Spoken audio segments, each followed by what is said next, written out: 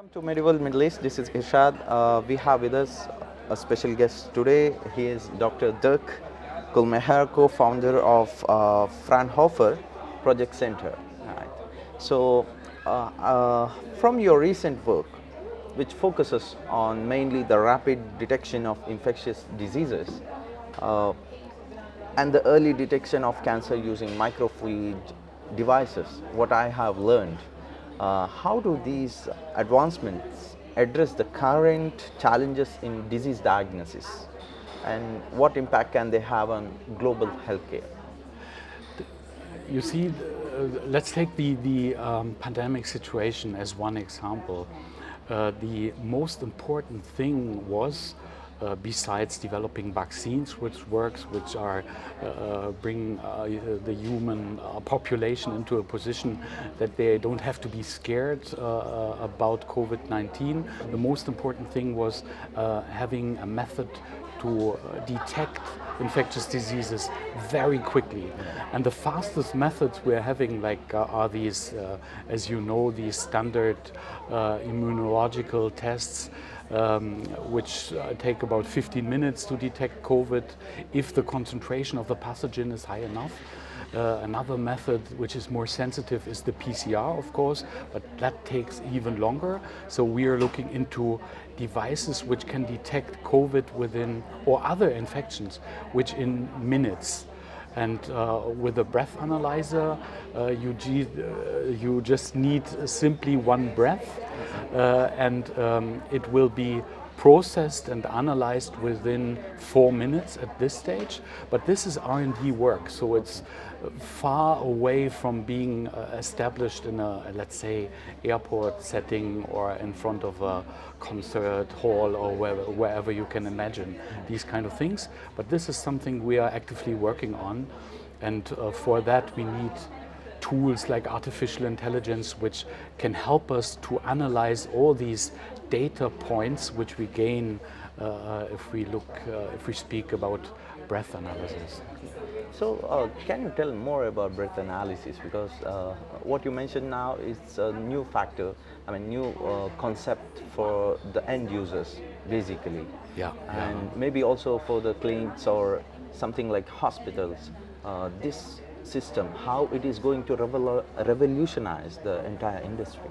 I don't know if it will revolutionize the entire industry, but at least we hope that we have one tool in our hands which is able to detect infectious diseases quickly, and that works in a way that you can that you look into these volatile organic components which comes out of each person, and which is secreted by, let's say, bacteria as well. So we started off in 2015 looking into different bacteria.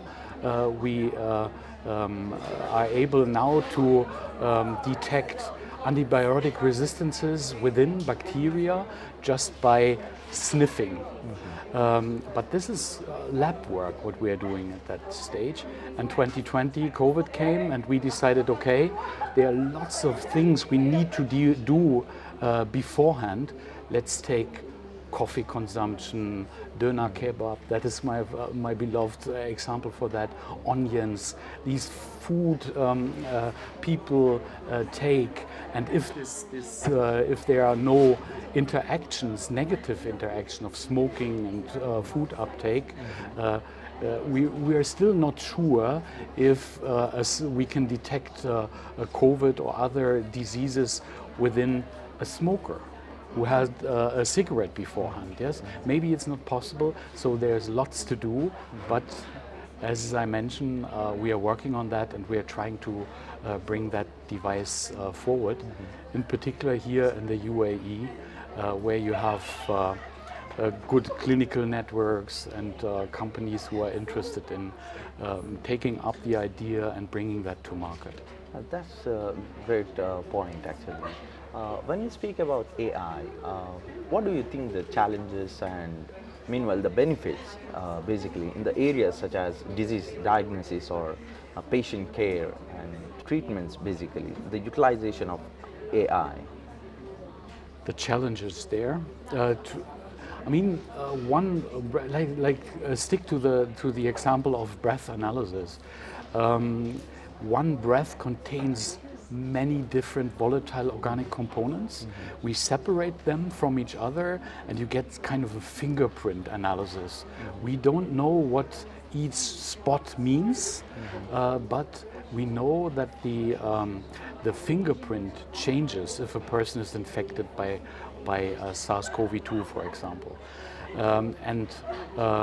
To make it faster, this analysis, and not to have kind of a bioinformatic person involved into that, having hands-on analysis of the data, we definitely need this AI implemented to learn, to analyze like hundreds of people with, let's say, tuberculosis, and this artificial intelligence will help us to analyze these specific peaks which are specific for tuberculosis. This is what we are up to try here, hopefully soon in the UAE. With the help of machine learning and artificial intelligence, we will be able to identify these specific sequences early and quickly enough that the detection or the analysis process won't take days, but take only like seconds. So do you think the industry can adapt to these changes or the new advancement, what we spoke about AI, in the global perspective? Of course, I think without industry, there are major investments going on in artificial intelligence, as you know, yes, in industry as well in academia, of course. But the industry, there's so much money in industry and which is focusing on artificial intelligence that without that, we in working research institutions or academia, we would be kind of feeling alone and helpless, because they have much more money and they can help us to bring technologies to the market at the end of the day.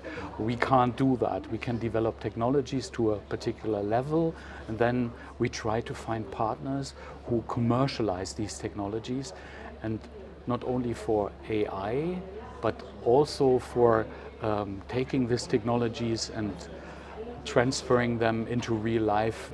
The industry is absolutely necessary. So you mean to say that the collaboration is a very important point when it comes to the implementation of these kind of advancements, basically? Absolutely. The collaboration with international partners on the academia side is important, as well with international companies is important. Okay. Without that, it won't work. Yeah, exactly, as you said. So my last question to you is that the field of life sciences per se, it covers a wide range of topics, disciplines, including that of biology, genetics, and biotechnology. How do you see the intersection of digital diagnosis and life sciences shaping the future of healthcare? So digital diagnostics that's a good example, because I'm from Germany. You know, this is a topic we have to learn lots from other countries, because everything which is directed towards that direction of digitalization in clinical environment and so on in medicine, that is so weak in our country. We have to strengthen that, because without that digitalization, we won't be able to be as fast, the treatment would be bad. Imagine in Germany, yes, you have, like, if you start from the ambulance, a person will be taken up by an ambulance, they do tests in the ambulance, but there's no direct link to the hospital. They need to print out the data. Then this person will go to the clinics. This person will literally have a PDF in their hand and give that to the next doctor, and they will look at that and ask another person to type in the data into the next computer. And this is a situation which endangers the life of people. So digitalization is a must. Exactly, as you say. Thank you for joining with us. Thank you very much. Thanks.